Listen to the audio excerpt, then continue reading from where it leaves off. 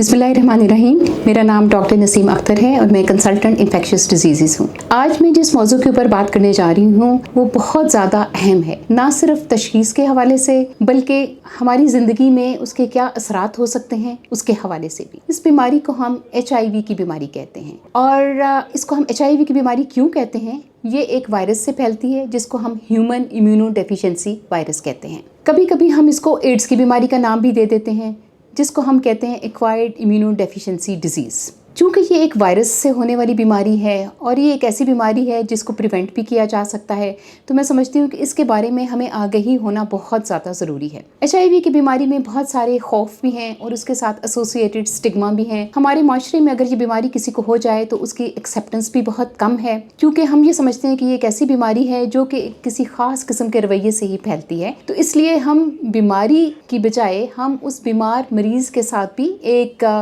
गैर फितरी रवैया अख्तियार करने लगते हैं, जो कि मैं समझती हूँ कि बहुत ही गलत है। तो इसलिए मैं समझती हूँ कि हमें ये चाहिए कि हम पहले इस बीमारी के बारे में जानें, समझें, ये है क्या, ये होती कैसे है, इससे कैसे बचा जा सकता है, और अगर ये बीमारी हो जाए तो फिर इसका इलाज कैसे मुमकिन है और वो कौन से तरीके हैं जिससे हम दूसरों को इस बीमारी से महफूज रख सकते हैं। जैसा कि मैंने पहले जिक्र किया कि ये एक वायरल इलनेस है, लेकिन ये वो वायरल इलनेस है जो कि बाकी वायरल बीमारियों से काफ़ी मुख्तलिफ है। आमतौर पर ये तासुर है कि कोई भी वायरल इन्फेक्शन अगर हो जाए तो वो खुद ब खुद ठीक हो जाता है, उसको किसी इलाज की ज़रूरत नहीं होती, ख़ासतौर पर किसी एंटीवायरल की ज़रूरत नहीं होती और किसी भी ट्रीटमेंट की ज़रूरत नहीं होती और पेशेंट खुद ही ठीक हो जाता है अपना टाइम पूरा करने के बाद। लेकिन HIV का वायरस और इसके अलावा कई और ऐसे वायरसेस भी हैं जिनका इलाज अगर ना किया जाए तो बीमारी शिद्दत इख्तियार कर लेती है और इंसानी जान को खतरा लाहक हो सकता है। सबसे पहले तो मैं ये बताऊंगी कि ये वायरस जो है वो कहाँ कहाँ पाया जाता है, इंसान में कैसे ट्रांसमिट होता है और फिर एक इंसान से दूसरे इंसान को कैसे ट्रांसमिट होता है। जैसा कि मैंने कहा कि ये वो बीमारी है जो कि खतरनाक बीमारी है। खतरनाक इसको मैं क्यों कह रही हूँ? इसलिए कि इसका मुकम्मल इलाज अभी तक दरियाफ्त नहीं हो सका। जब भी ये इन्फेक्शन हो जाता है तो हम इस बीमारी को कंट्रोल करने की कोशिश करते हैं। इस बीमारी को बिल्कुल जड़ से ख़त्म नहीं कर सकते क्योंकि अभी तक कोई ऐसा मौसर इलाज दरियाफ्त नहीं हो सका। तो इसका मतलब है कि ये एक प्रिवेंटेबल डिजीज़ है, तो प्रिवेंशन पे भी फोकस करें और अगर खुदा न खास्ता बीमारी हो जाए तो उसकी टाइमली तशखीस हो और उसका टाइमली इलाज हो सके ताकि दूसरे लोग भी इस बीमारी से महफूज हो सकें।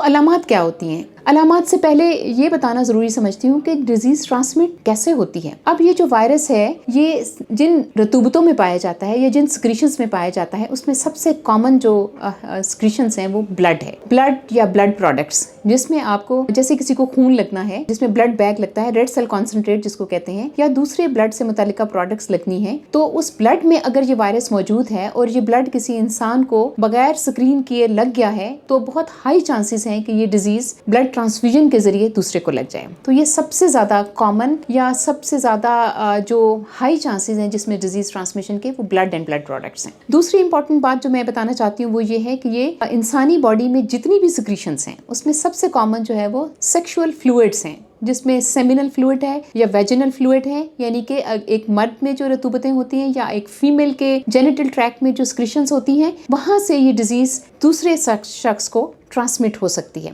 इसके अलावा और बहुत सारी हमारी जिस्मानी रतूबतें हैं जिसमें कि हमारे बॉडी में अगर जैसे पेट में पानी पड़ गया है जिसको एसाइटिक फ्लूइड कहते हैं या प्लूरल फ्लूइड है, या हमारा जो CSF है उसमें भी ये वायरस बहुत हाई मिकदार में मौजूद होता है। तो अगर किसी तरह से इन तमाम सिक्रीशंस के साथ भी एक्सपोजर हो जाए तो तब भी डिजीज के ट्रांसमिट होने के हाई चांसेस हैं। तो एक जरिया तो ब्लड ट्रांसफ्यूजन हो गया अगर अनसेफ ब्लड किसी को लग जाए, अगर किसी मुतासरा शख्स की जिनसी रतूबतें या सिक्रीशंस के थ्रू किसी और को ये डिजीज लग सके। तीसरी, अगर हामला माँ जो है वो उसको HIV की बीमारी है तो वो अपने बच्चे को ये डिजीज ट्रांसमिट कर सकती है। और इसके अलावा अस्पतालों में अगर इन्फेक्शन कंट्रोल के सही प्रैक्टिसेस को अडॉप्ट ना किया जाए, जैसे कि अगर आपने ग्लव्स का इस्तेमाल सही तरह से नहीं किया या आपने जो इस्तेमाल शुदा सिरिंजेस हैं या नीडल्स हैं अगर वो एक मुतासरा मरीज के ऊपर इस्तेमाल हुई हैं और उनको प्रॉपर तरीके से डिस्पोज ना किया जाए और वो सुई किसी और को चुभ जाए और उसमें ब्लड भी मौजूद हो और उसमें डिफरेंट बॉडी फ्लूइड्स भी मौजूद हों, तो ये चांसेस हैं कि ये डिजीज जो है वो मुतासरा शख्स से दूसरे شخص میں منتقل ہو جائے، جس میں health care workers, doctors, nurses, paramedics, تمام جو سٹاف ہے وہ ایٹ ہائی رسک ہیں اگر وہ حفاظتی اقدامات نہیں لیتے۔ آپ نے گاہے بگاہے بہت سنا ہوگا آج کل کہ یہ جو ڈیزیز ہے وہ سرنجوں کے بار بار استعمال کرنے سے پھیلتی ہے۔ تو اس کا مطلب یہ ہے کہ اگر ایک سرنج جس میں یہ وائرس موجود ہے، آپ کو پتا ہے کہ جو سرنجز استعمال ہوتی ہیں یا تو وہ انجیکشن لگانے کے لیے استعمال ہوتی ہیں یا وہ بلڈ کو ڈرا کرنے کے لیے، سیمپلنگ کے لیے استعمال ہوتی ہیں تاکہ انویسٹیگیشنز کی جا سکیں، یا پھر بعض اوقات ان سرنجز کا، ان نیڈلز کا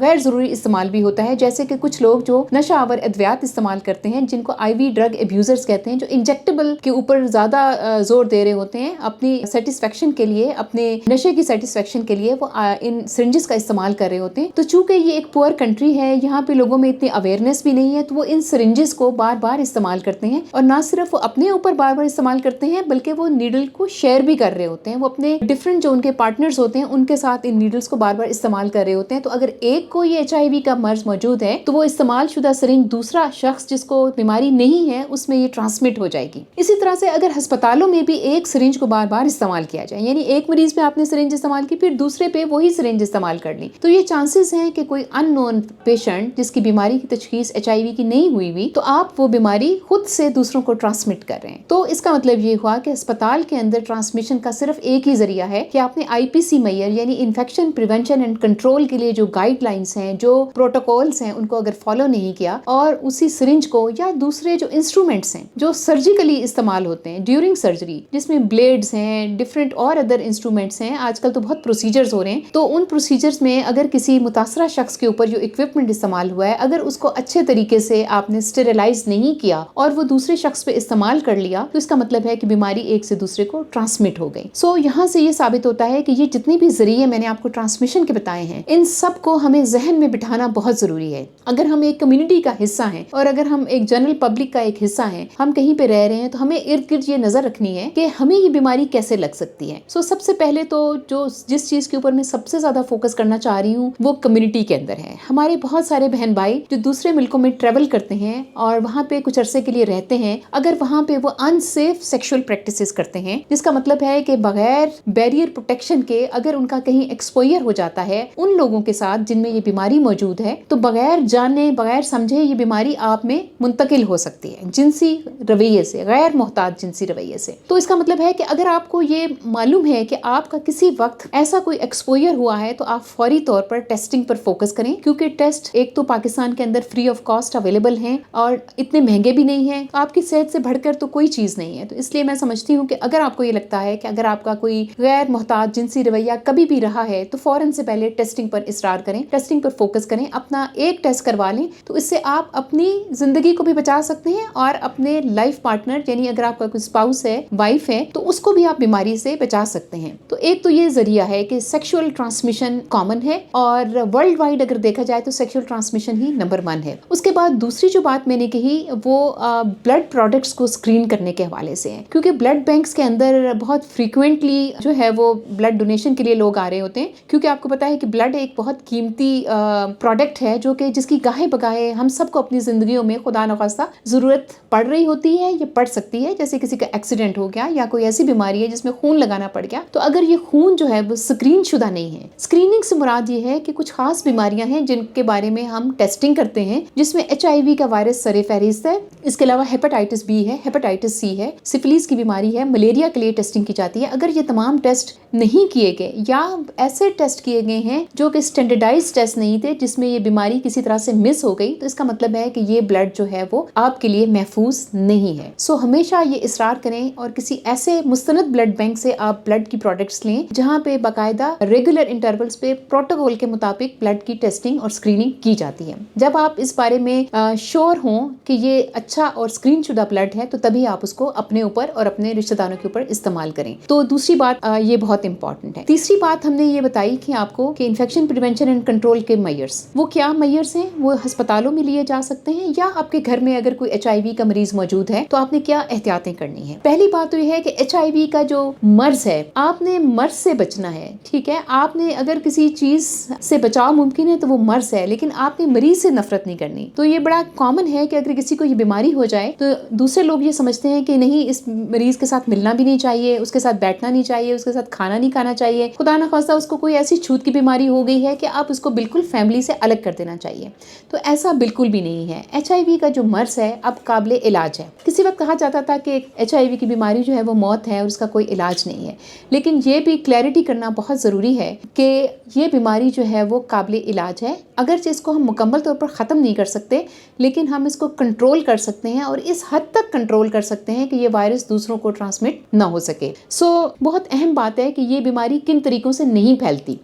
وہ کون سے ذریعے ہیں جس سے HIV کی بیماری نہیں پھیلتی؟ متاثرہ شخص کے پاس بیٹھنے سے، اس کے ساتھ برتن شیئر کرنے سے، ٹاول استعمال کرنے سے، ایک بستر پر لیٹنے سے، ٹوائلٹ کو استعمال کرنے سے، یا اس کے جتنے بھی استعمال شدہ چیزیں ہیں ان کو استعمال کرنے سے یہ بیماری نہیں پھیلتی۔ اس کے علاوہ یہ بھی بہت امپورٹنٹ ہے کہ یہ بیماری مچھروں سے بھی نہیں پھیلتی، کیونکہ یہ ویکٹر بورن ڈیزیز نہیں ہے۔ کچھ لوگوں کا خیال ہے کہ اگر اس مریض کو مچھر کاٹ لے اور پھر وہی مچھر دوسرے پیشنٹ کو کاٹ لے یا نارمل ہیلدی پرسن کو کاٹ لے تو یہ بیماری ٹرانسمٹ ہو سکتی ہے۔ ایسا بالکل نہیں ہے۔ تو جو ذریعے میں نے آپ کو بتایا یہ وہی 3 سے 4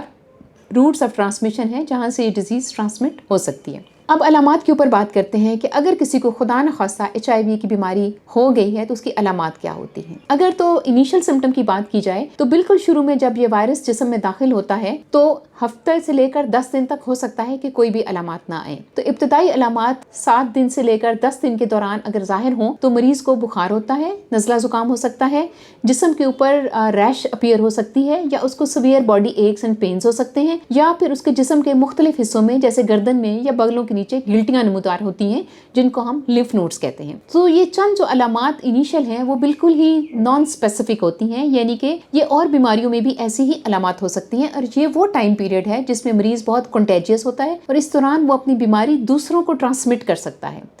کچھ ہی دنوں کے بعد یہ علامات بہتر ہونے لگتی ہیں۔ اگر آپ مریض کا علاج نہ بھی کریں تو پیشنٹ بالکل ٹھیک ہو جاتا ہے اور پھر وہ ایک نارمل لائف کی طرف آنا شروع ہو جاتا ہے۔ یہ وہ انیشل پیریڈ ہوتا ہے جس کو ہم ایکیوٹ ریٹرووائرل سنڈروم کہتے ہیں۔ یہ ایکیوٹ ریٹرووائرل النس کا مطلب یہی ہے کہ ایکیوٹلی سمٹمز اپیئر ہوئے ہیں اور یہ آہستہ آہستہ امپروو ہو جاتے ہیں۔ یہ وہ سٹیج ہے جس سے پیشنٹ آلموسٹ ریکور کر جاتا ہے۔ اب یہ کیوں امپورٹنٹ ہے اس سٹیج کے بارے میں جاننا؟ اگر تو آپ کسی طرح سے اپنی زندگی میں اس وائرس سے ایکسپوز ہوئے ہیں، جیسے کہ کسی جنسی تعلق سے ایکسپوز ہوئے ہیں، یا اگر جو بلڈ یا بلڈ پروڈکٹس اسکرین شدہ نہیں تھی وہ لگی ہیں، تو اس کا مطلب ہے کہ اس کے بارے میں سوچ لینا چاہیے کہ کہیں یہ ایکیوٹ ریٹرووائرل سنڈروم تو نہیں ہے۔ اس دوران مریض کا HIV کا وائرل لوڈ بہت ہائی ہوتا ہے اور اس کے جو حفاظتی سیل ہیں جن کو ہم CD4 کاؤنٹ کہتے ہیں وہ ڈراسٹکلی ڈکریز ہو جاتا ہے۔ پیشنٹ کی امیونٹی کافی حد تک ڈراپ ہو جاتی ہے اور اس دوران پیشنٹ جو ہے وہ دوسروں کو ڈیزیز ٹرانسمٹ کر سکتا ہے۔ فار ایگزامپل اگر اس دوران ان کا جنسی تعلق کسی دوسرے ہیلدی پارٹنر کے ساتھ ہو جاتا ہے تو ڈیزیز ٹرانسمیشن ہو سکتی ہے، یا ان کا متاثرہ خون اگر کسی کو ڈونیٹ کر دیا جائے تو وہ دوسرے کو یہ HIV کی بیماری ٹرانسمٹ ہو سکتی ہے۔ پیشنٹ جو ہے وہ 10 دن سے لے کر 2 ہفتے کے اندر ریکور کر جاتا ہے اور بالکل ٹھیک ہو جاتا ہے۔ اس کے بعد پیشنٹ جو ہے وہ کافی عرصے تک ایک اسٹیٹک فیز میں داخل ہو جاتا ہے جس میں پیشنٹ کو کوئی خاص علامات نہیں ہوتی۔ تو یہ ایک ایسا پیریڈ ہے جس میں مریض کو ڈیزیز ٹرانسمیشن کے چانسز تو ہوتے ہیں، لیکن خود وہ بہت ایکٹیولی بیمار نہیں ہوتا اور اس کو بہت سیریس علامات نہیں ہوتی۔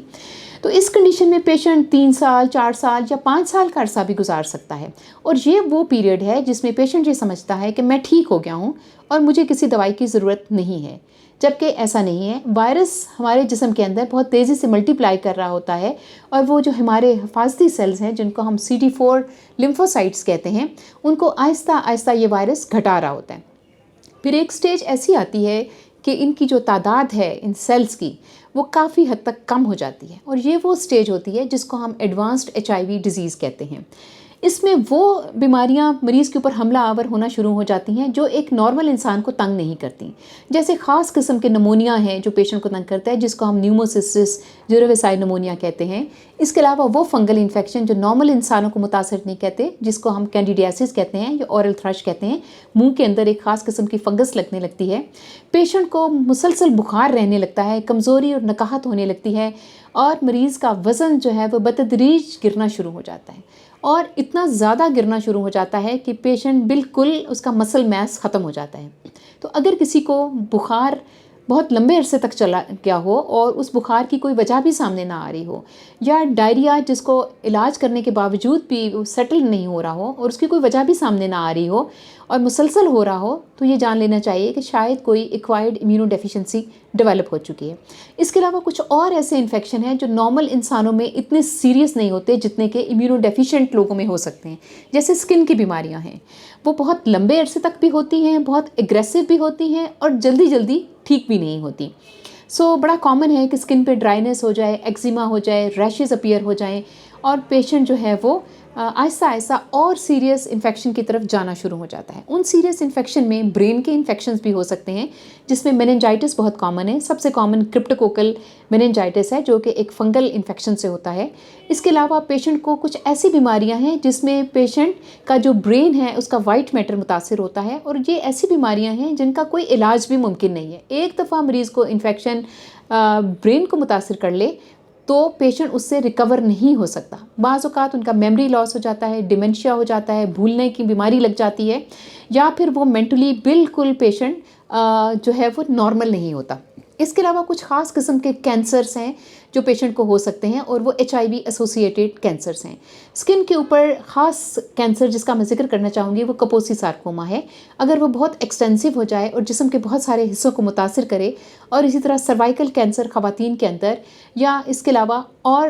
بلڈ کینسر جن کو ہیماٹولوجیکل ملیگننسیز کہتی ہیں، وہ بھی ان پیشنٹس میں بہت زیادہ کامن ہونے لگتی ہیں۔ تو کہنے کا مطلب یہ ہے کہ یہ بیماری جو ہے اگر اس کا ٹائملی تشخیص اس کی نہ کی جائے اور اس کا ٹائملی علاج نہ کیا جائے تو آہستہ آہستہ آہستہ پیشنٹ جو ہے وہ ایک عام وائرل انفیکشن سے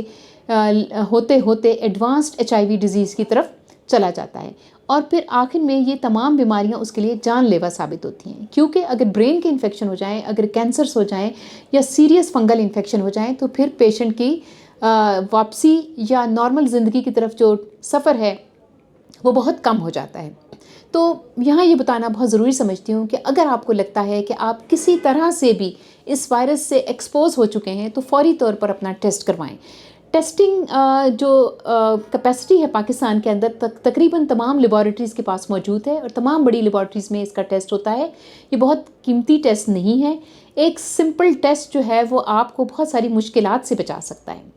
کیونکہ یہ بیماری صرف آپ کو اکیلے متاثر نہیں کرتی، آپ کا تعلق اپنے جن قریبی لوگوں کے ساتھ ہے، جس میں آپ کے سیکشول پارٹنرز ہیں، آپ کی اسپاؤس ہیں، آپ کی وائف ہیں۔ اگر ان کو یہ ڈیزیز ٹرانسمٹ ہو گئی تو آپ یوں سمجھ سکتے ہیں کہ پھر یہ آپ کے ہونے والے بچوں میں بھی یہ بیماری ٹرانسمٹ ہو سکتی ہے اگر ان کی ماں متاثر ہو گئی ہے۔ تو یہ کتنی اہم بات ہے۔ ہم ایسے تمام لوگوں کو، ایسے مریضوں کو جانتے ہیں جن کے کئی بچوں کو HIV کی بیماری ہوئی ہے، جس میں صرف سمپل میئرز کو اڈاپٹ نہیں کیا گیا اور کئی لوگوں کو اس بیماری سے متاثر کر دیا گیا۔ تو اس کا مطلب ہے کہ ہمارے اندر اس بیماری کے پھیلنے کے اسباب، ذرائع اور اس سے بچاؤ کے طریقوں کے بارے میں علم نہیں ہے۔ ٹیسٹنگ بہت امپورٹنٹ ہے۔ جب آپ کا ٹیسٹ ہو جائے گا تو پاکستان کے اندر 90 سے زیادہ اینٹی ریٹرو وائرل سینٹر موجود ہیں جو تقریباً پاکستان کے ہر صوبے میں ہیں، جہاں پہ HIV کی دوائیاں فری آف کاسٹ اویلیبل ہیں۔ وہاں پہ جا کے آپ اپنے آپ کو رجسٹر کر سکتے ہیں، اور جتنی جلدی ممکن ہو سکے اتنی جلدی HIV کا علاج شروع کر دینا چاہیے۔ اس کا کسی ٹیسٹ سے تعلق نہیں ہے کہ آپ کے ٹیسٹ CD4 کاؤنٹ خاص طور پر اس کی کوئی کٹ آف نہیں ہے۔ جیسے ہی HIV کا ٹیسٹ پازیٹیو آئے فوری طور پر علاج شروع کر دینا چاہیے۔ اگر حاملہ جو خاتون ہے ان میں HIV پازیٹیو آ گیا تو ان کو بھی فوری طور پر HIV کی دوائی شروع کرنی چاہیے۔ اسی طرح سے جتنے بھی لوگ ہیں جن میں HIV کا مرض موجود ہے ان سب کو بغیر کسی ڈیلے کے HIV کا ٹریٹمنٹ دینا چاہیے، کیونکہ جتنی آپ دیر کریں گے اتنا ہی وہ وائرس آپ کے جسم کے مختلف حصوں کو متاثر کرے گا اور آپ کو ایک ایسی سٹیج پہ لے جائے گا جہاں سے واپسی کا سفر مشکل یا ناممکن بھی ہو سکتا ہے۔ نہ صرف آپ محفوظ ہو جائیں گے بلکہ آپ کے جو قریبی رشتہ دار ہیں، جو پارٹنرز ہیں، وہ بھی اس بیماری کی ٹرانسمیشن سے بچ جائیں گے۔ تو یہ جتنی بھی دوائیاں ہیں، اس کے بارے میں ایک اور بات بہت ضروری میں سمجھتی ہوں بتانا کہ HIV کا جو علاج اس وقت پاکستان میں موجود ہے،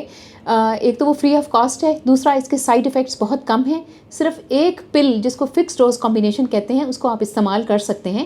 اور وہ لائف لانگ ٹریٹمنٹ ہے. ایسا نہیں ہے کہ جب آپ دوائی استعمال کرنا شروع کریں آپ بہتر ہو جائیں اور اس کے بعد کچھ ہی عرصے بعد آپ یہ سمجھیں کہ اب آپ کو دوائی کی ضرورت نہیں ہے. تو ایسا نہیں ہے. یہ بیماری لائف لانگ ہے اور اس کا علاج بھی لائف لانگ ہے. آپ نے کسی سٹیج پر بھی اس دوائی کو نہیں چھوڑنا. اگر آپ نے اس دوائی کو کچھ عرصہ استعمال کر کے چھوڑ دیا تو یہ وائرس پہلے سے زیادہ طاقتور ہو جائے گا. اس کے اندر ایسی چینجز آ جائیں گی کہ جو اویلیبل دوائیاں ہیں وہ پھر آپ کے اوپر یوزفل نہیں ہو سکیں گی. کیونکہ پاکستان کے اندر اس وقت دوائیوں کی لمیٹڈ آپشنز موجود ہیں اور ہمارے ہاں ایڈوانس ٹیسٹنگ کی فیسلٹیز بھی نہیں ہیں جس میں ہم وائرس کی میوٹیشنز کو چیک کر سکیں.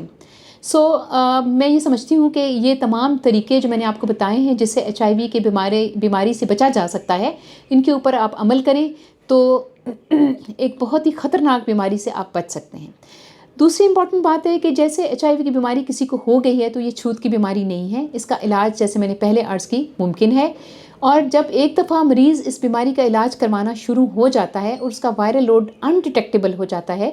تو وہ بیماری کو دوسروں کو ٹرانسمٹ اس طریقے سے نہیں کر سکتا جیسا کہ وہ بغیر علاج کے ٹرانسمٹ کر رہا تھا. یعنی کہ اس کا وائرل لوڈ اتنی کیپیسٹی اب نہیں رکھتا کہ وہ بیماری دوسروں میں ٹرانسمٹ ہو سکے. ان تمام طریقوں پر عمل کر کے ہم اپنے آپ کو بھی محفوظ رکھ سکتے ہیں اور اپنے پیاروں کو، اپنے رشتہ داروں کو، اپنے ارد گرد اپنی کمیونٹی کے لوگوں کو بھی بچا سکتے ہیں.